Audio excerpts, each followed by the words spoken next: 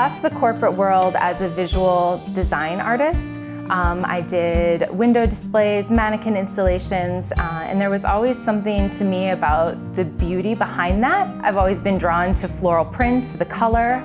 My grandma grew peonies, and I've always been drawn to that specific flower, and I actually have some heirloom peonies from her yard that I keep here, very safe, close to heart. I don't know why flowers, I really love the beauty. It's something magical about this like tiny little pin dot of a seed that can be nurtured and grow into this beautiful blossom, and then you can spread that joy by simply gifting it to someone else. There's something magical about flowers.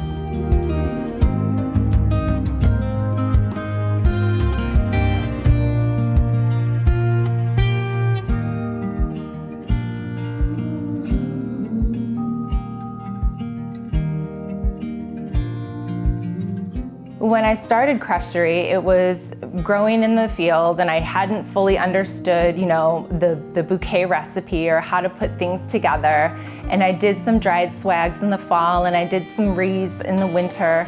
And I just really didn't find that stimulating. And then I started seeing all these live terrariums of people doing different plants in under a glass, and kind of how that atmosphere works. And I thought well, what if I could do that with dried things? A lot of times after market, maybe you don't sell out, or you have flowers in the garden that are blooming because nature is just gonna continue to give you until you take it down. But maybe there's not the demand, so I have a lot of extra stems a lot of times, and it became kind of a trial and error for me. I started working with a company that makes glass domes. I use similar elements to building a bouquet, but I do them down to scale to fit under glass. I would like to be an out-of-the-box thinking florist. I don't want to be the same thing that you could find maybe at the supermarket or at all the farmers markets. I want to be known to be a little darker, a little different, a little more moody.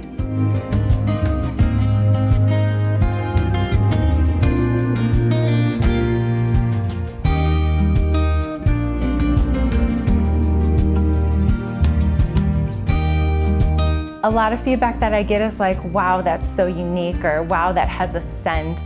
I really like to grow basil or mint, or add a little extra element of sensory, so it's more than just a sight, it's a smell, it's a touch. I think when you build different layers in a bouquet, it kind of appeals to all the senses. So I'd really like customers to experience the beauty of a bouquet that not only looks great, but it smells great. And scent can be a very strong trigger to something, and I get a lot of customers that come through and it's a smell for them that ties them back to something maybe from their past. I think many of us are instilled that your career has to be fast-paced, that you have to climb that corporate ladder super fast, that you always have to be the best at everything, and there's something in nature that kind of just makes you say it's okay to take it slow. And I think that's kind of the beauty of flowers, is they're slow growing. It's not an instant gratification. I don't plant a seed and get a flower tomorrow. It's gonna take months, 3 months sometimes in order to get that bloom. So you just have to enjoy it every step of the way. And I think that's something that I had to learn. It didn't come, there was a patient element that had to come with starting this business, because it didn't happen overnight. And there was a lot of mistakes that I made in the beginning, and I'm still making mistakes. I'm still pretty young at 5 years in growing flowers. There's still a lot to learn.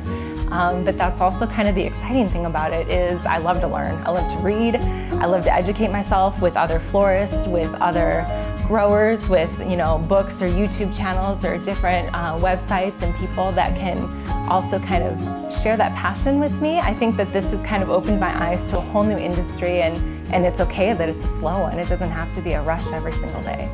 And there's something that's really rewarding about that at the end.